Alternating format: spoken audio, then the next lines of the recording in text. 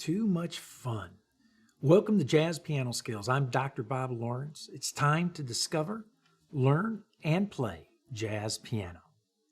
You just heard For Once in My Life, such a great tune, and of course it will always be associated with the great Stevie Wonder.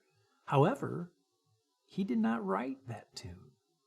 It was written by a man named Ron Miller, not Roger Miller. That's a whole different genre. Ron Miller, who wrote for Motown Records during the 60s.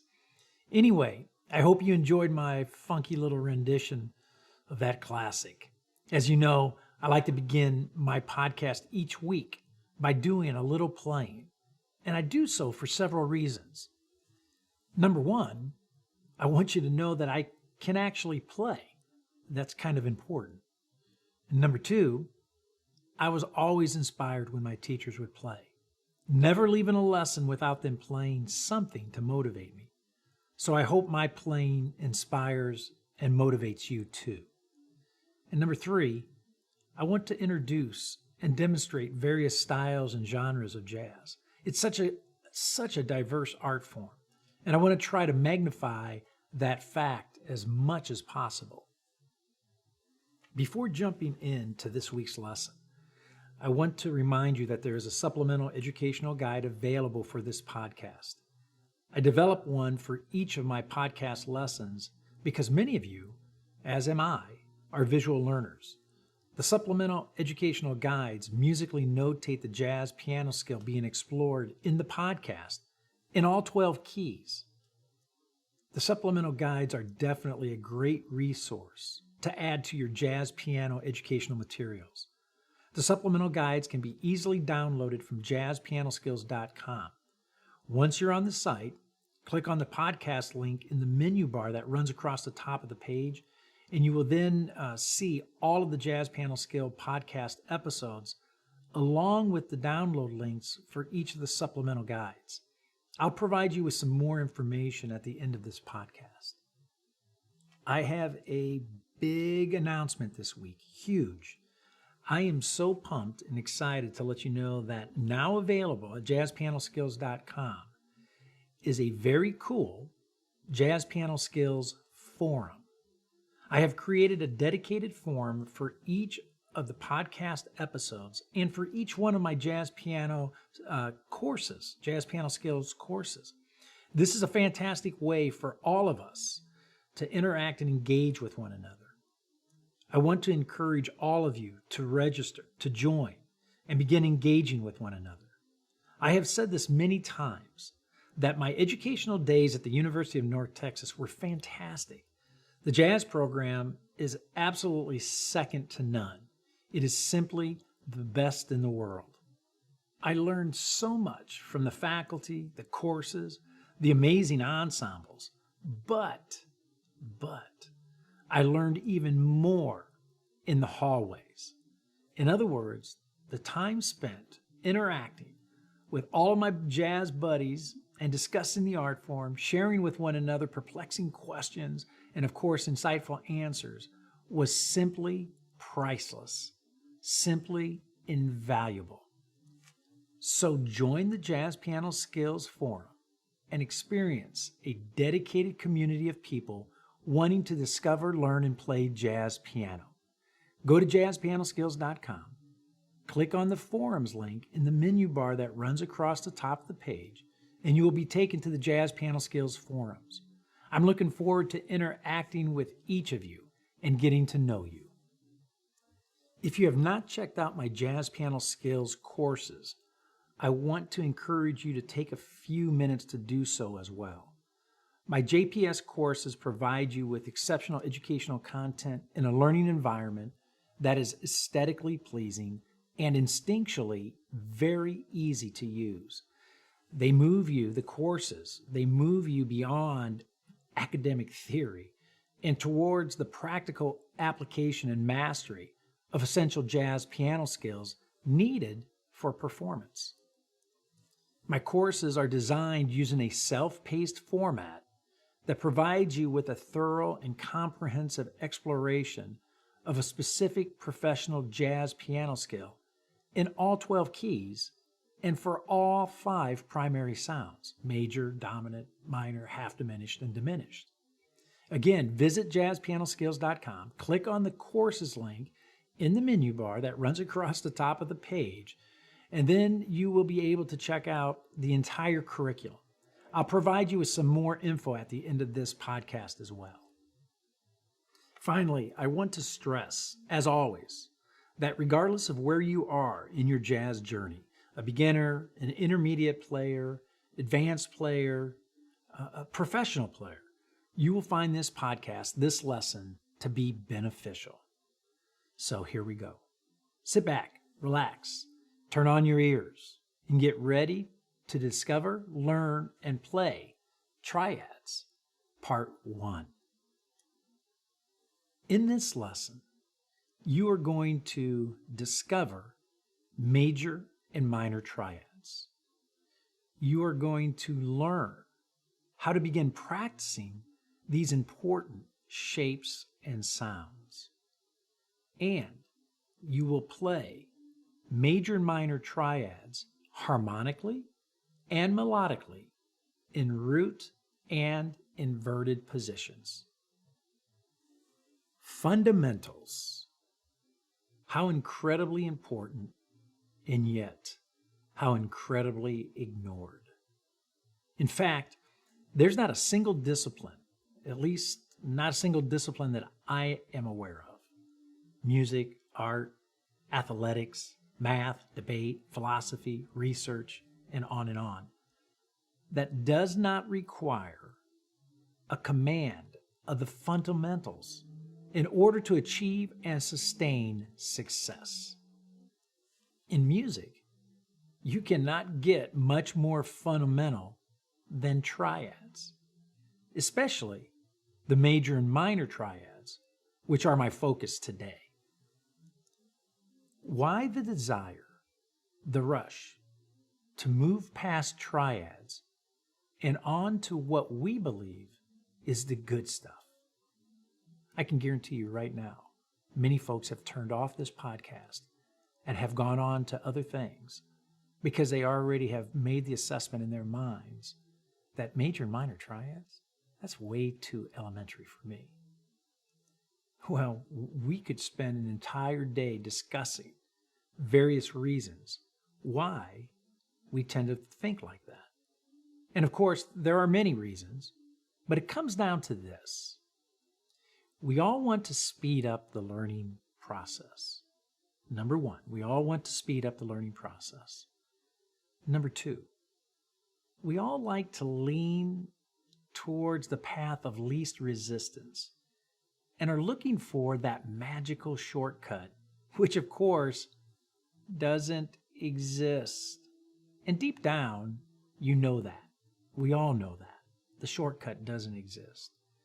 Ironically, the longest path to anywhere is a shortcut.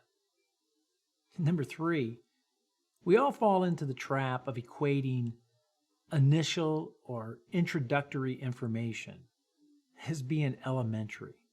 Somehow, it's beneath us, which is way too funny. And of course, in music, we have a number system which entices us to believe the bigger the number, the cooler, hipper, and more advanced the data or the concept. For example, C minor 7 has to be better than C minor Triad. After all, it involves more notes. And C minor 9, of course, is much better than C minor 7. But wait, there's even more. C minor 11, much more sophisticated than C minor 9. And of course, C minor 13 is flat out superior to all of them. Did you hear that? That's a big sigh. I tell every student, physical growth depends upon conceptual understanding. In other words, if your thinking is totally whack, then you are not going you are not going anywhere. There will be zero musical growth. So, the quicker you can eradicate all of the mental traps I just mentioned, the better. So let's begin getting our thinking properly aligned and explore the good stuff, major and minor triads. Major and minor triads are 3-note sounds. And of course, we want to play, as with all sound in music, we want to be able to play the sound, major and minor triads, 2 ways. We want to be able to play major and minor triads harmonically, and we want to be able to play major and minor triads melodically. Harmonically and melodically. But before doing so, let's just go over the construction of major and minor triads, just to make sure we're all together here on the same page. A major triad, and I'm going to demonstrate on C major and C minor. So, C major triad. We're going to start with the note C, and we're going to then move 2 whole steps. C to D being 1 whole step, D to E, the 2nd whole step. So now we're going to play the note E. So we have the note C, 2 whole steps up, E. From the E, we're going to travel 1.5 steps. So E to F is a half step, F to G, whole step. So now we're going to play the note G. So we have C, E, and G. There's our C major triad. Now, I purposely avoided using interval labels like major third and minor third. And here's a reason why. We just throw in music what can get confusing very quickly is that we utilize the same labels to refer to different things. We use the words major and minor at times when we're referring to chords. We use major and minor when we're referring to scales. We use major and minor when we're referring to arpeggios. We use major and minor when we're talking about intervals. So it can get confusing because we're using the exact same label to reference different things. I can remember in lessons, I must have gotten glassy-eyed or something because my teacher would be talking to me about, say major and minor, and I must have a look on my face like a deer in headlights, and he would snap his fingers and go, hey, we're talking about intervals here, intervals. I said, oh, great, thank you. So he would snap me back into reality because I was off thinking about something else, major and minor. So I'm intentionally mapping out the construction of major and minor triads using whole steps and half steps. So again, the major triad, starting on C, first note is C, 2 whole steps up to E, a step and a half up to G, C major triad. Now, the C minor triad is actually just the opposite of that.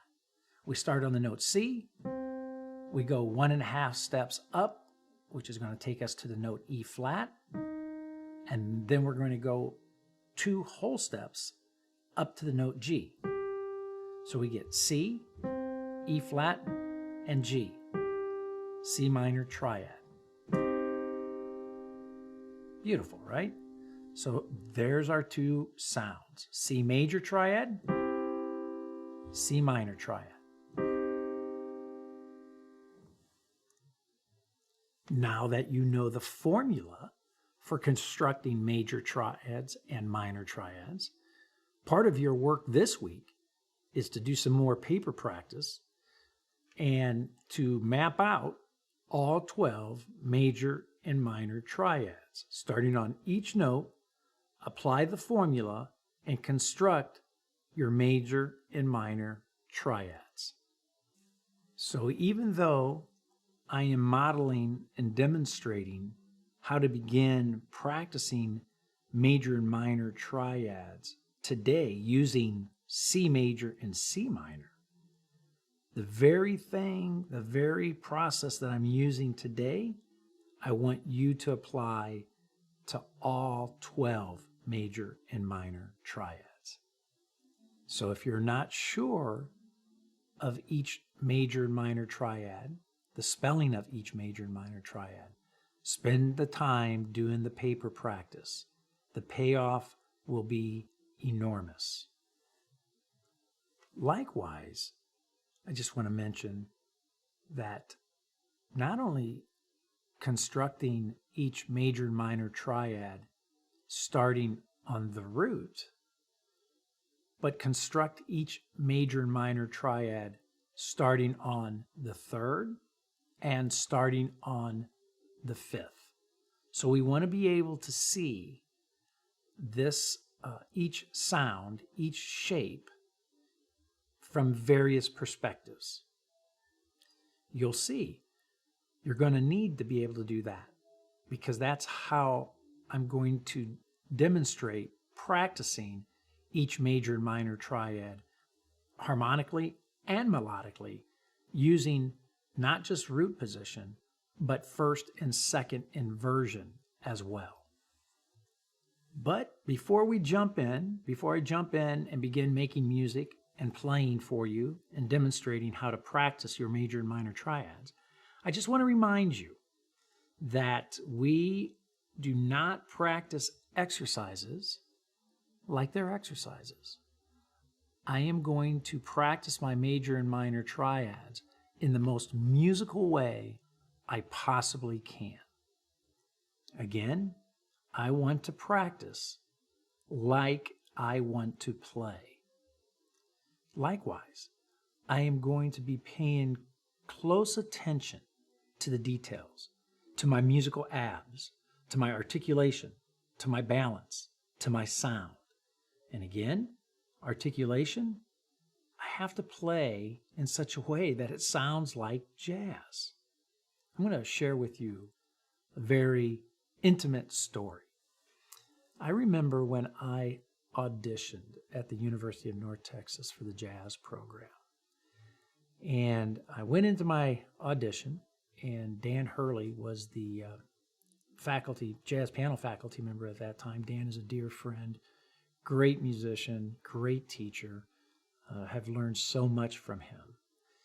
And I can remember I went in for my audition, and I played for him, and I got done playing, and he asked me what I was playing. And it's funny because I still remember the song I played for him was Duke Ellington's I Got It Bad and That Ain't Good. And he asked, what are you playing? And I said, well, that's Duke Ellington's standard, I Got It Bad and That Ain't Good. Man, how apropos for me to be playing that tune, right? So Dan says to me, I know the song that you were playing, but what were you playing? Now I'm very confused. So I said to him, I'm not sure I understand. He said, are you playing jazz? Okay.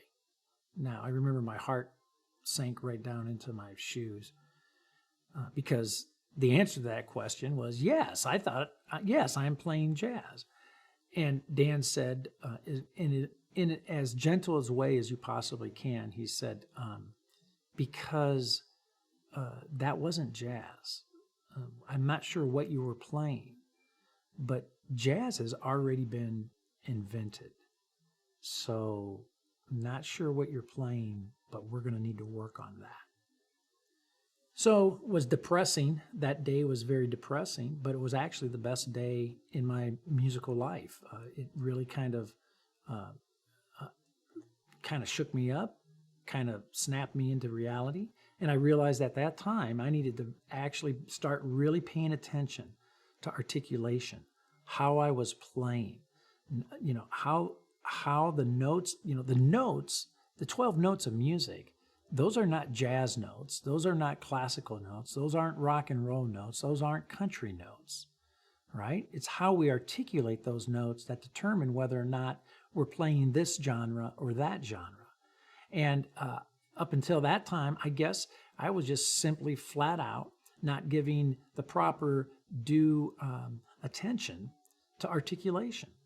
So that's what I'm talking about. What you play, even if it's major and minor triads, must be articulated in such a way that it sounds like you're playing jazz. So, balance, left hand harmony, right hand melody. Are they balanced? Can you hear the melody? Does the melody sit on top of the harmony? Or does the harmony drown out the melody? So we want to pay attention to balance. Our sound. Piano players produce sound. I want you to focus on feeling the bottom of the keyboard when you play. In other words, you're pulling the entire note out of the piano, right? We don't want a wimpy sound. We don't want an anemic sound. We want to play the piano.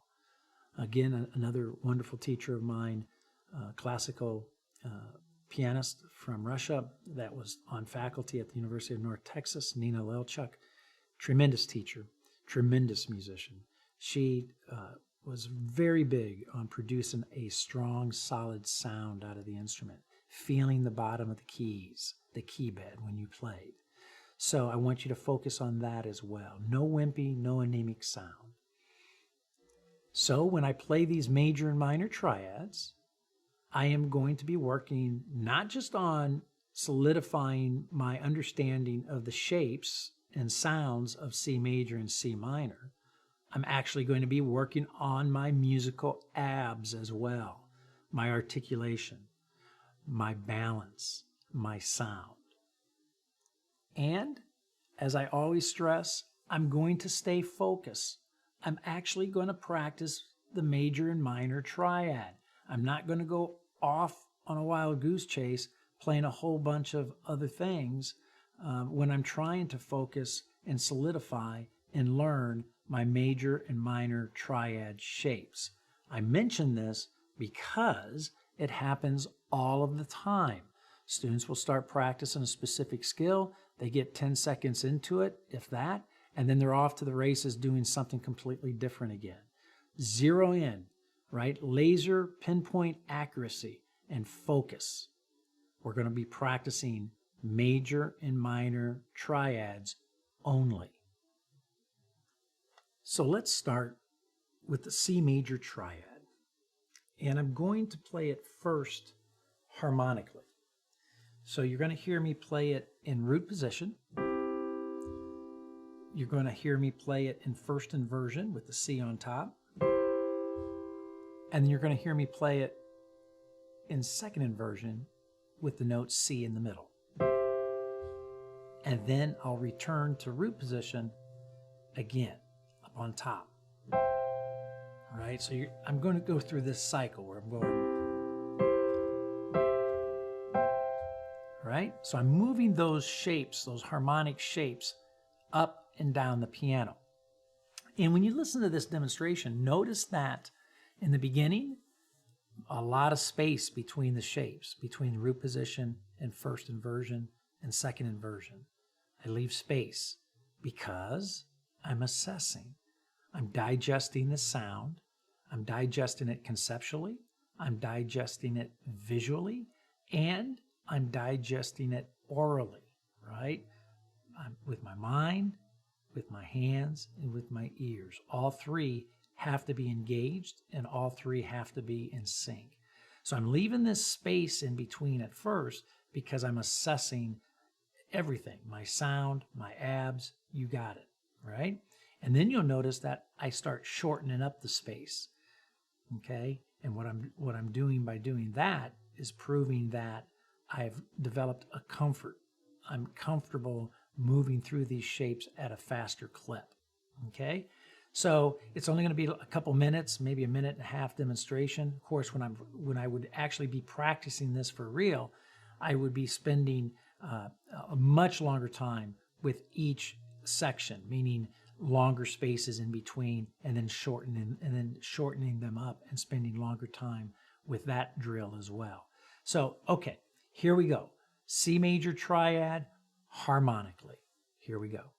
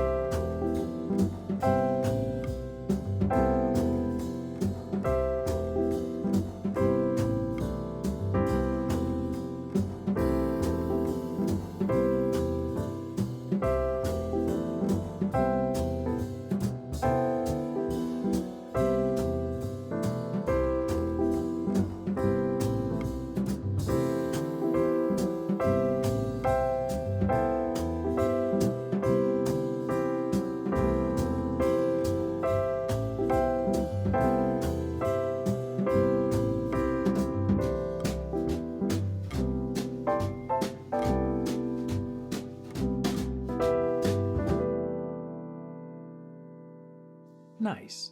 Did you see what I'm talking about? How I started harmonically with a large space in between each shape, root position, first position, second inversion, and then I shortened it up.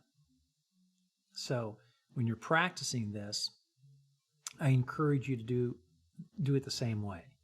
Again, it's not a speed race. When we're practicing, we're not trying to practice speed. We're actually wanting to get these shapes under our fingers, straightened out in our mind, and orally record them as well. So not a speed race. I can't begin to tell you how many students would claim over the years that have claimed to know their major and minor triads, but when asked to actually play an exercise just like what I just demonstrated, they failed miserably. They could not get through that in all 12 keys with ease. So make sure that doesn't happen to you. Take the time to really learn these shapes and sounds.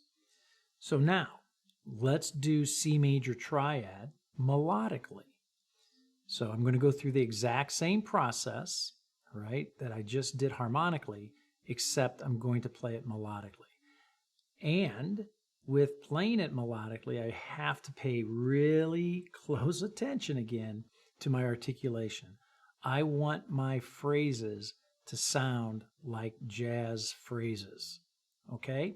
So here we go, C major triad melodically.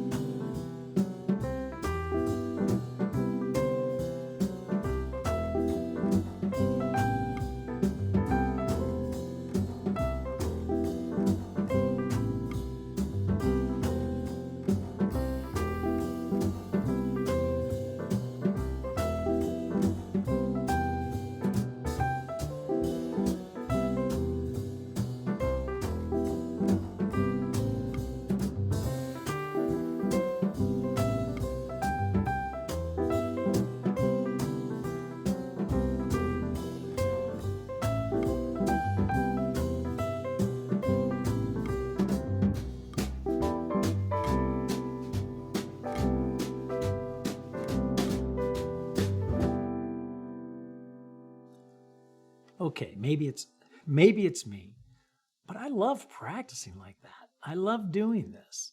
I love doing it in the different keys, the different shapes. I still practice like this today. In fact, you know what? If you were to ask professional musicians if they still practice their major and minor triads and practice them, playing them melodically and harmonically, the answer would be yes. You know why? Because it's the fundamentals. They're fundamentals. You have to have a command of these shapes and these sounds harmonically and melodically. So I enjoy this. This is, what I'm showing you is how I practice. So hopefully you can take this and begin implementing it in your own practice routine as well. So now I'm going to repeat the same process that I just demonstrated for C major triad, harmonically and melodically.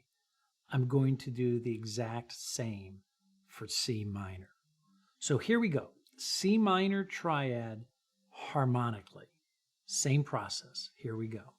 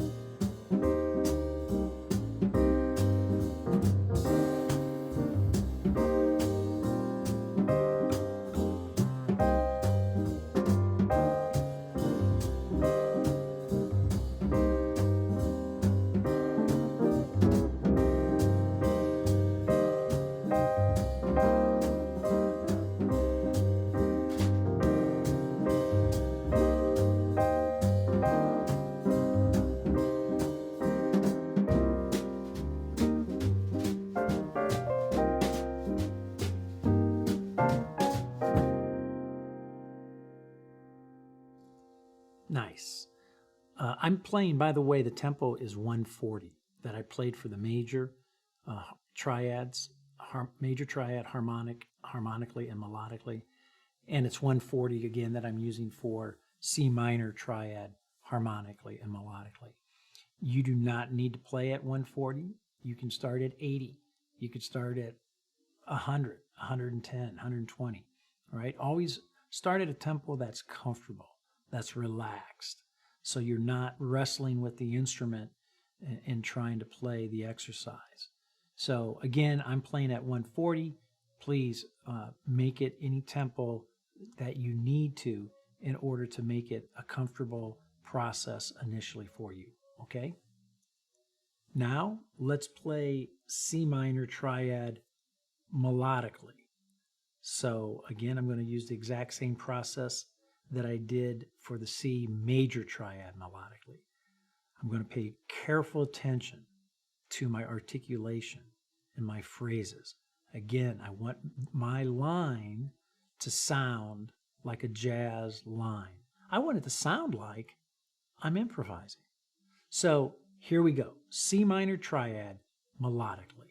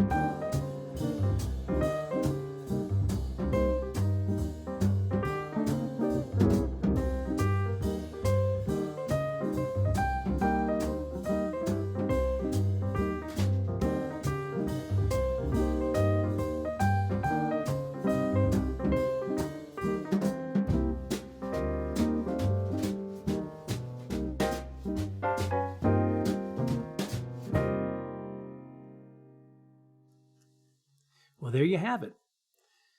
I have just modeled for you C Major Triad, harmonically and melodically, and C Minor Triad, harmonically and melodically. Your job, yes, is to do this for the remaining 11 major and minor triads. Take your time. It does not need to be completed in one day, okay? So be strategic, be methodical in your practicing. Maybe do one a day. In fact, hey, if you did one a day, in 6 days, you're halfway done. So in less than 2 weeks, you will have worked through all of your major and minor triads. That's not bad. That in less than 2 weeks, you can thoroughly explore and practice your major and minor triads harmonically and melodically. Smart practice indeed. So, I hope you have found this Jazz Piano Skills podcast lesson on triads, part 1, to be beneficial. More on triads to come next week. I want to remind you once again that there is a supplemental educational guide specifically for this podcast that you can download from jazzpianoskills.com. Again, just simply go to the podcast link on the home page, click on the podcast link on the home page, and you'll find this episode along with the supplemental guide. The guide beautifully notates the content of this podcast for all 12 major and minor triads. It's a great resource to have in your jazz piano library and to use it as a reference when you're practicing. So be sure to check it out. Go to jazzpianoskills.com. And likewise, if you're wanting to study this topic extensively, I encourage you to check out my Jazz Piano Skills courses at jazzpianoskills.com. My courses are packed, literally, they are packed with comprehensive lessons that explore essential jazz piano skills. And each lesson of each course contain detailed instruction and illustrations, in-depth educational talks, interactive learning media, traditional guides and worksheets, high-definition video demonstrations in all 12 keys so you can see my hands, my fingerings. There's play-along tracks and lead sheets for you to use and download as well. Professional and personal educational support is available too. And of course, in this day and age, mobile access to all of my courses and lessons from any of your smart devices. Even, yes, I can't even believe I'm saying it, even your watch. So check it out, jazzpianoskills.com. And finally, don't forget JPS forums, the Jazz Piano Skills forums. Go to jazzpianoskills.com. Make sure to register to join the forum. There is a forum specifically for this podcast episode, as well as all of my episodes. And likewise, there are forums for each of the Jazz Piano Skills courses as well. So go to jazzpianoskills.com, click on the forum link, and begin engaging in conversations. You'll be glad you did. You'll learn a ton, and you'll make some new friends. It's very cool. So that's it for now. And until next week, enjoy this amazing journey. And most of all, have fun as you discover, learn, and play jazz piano.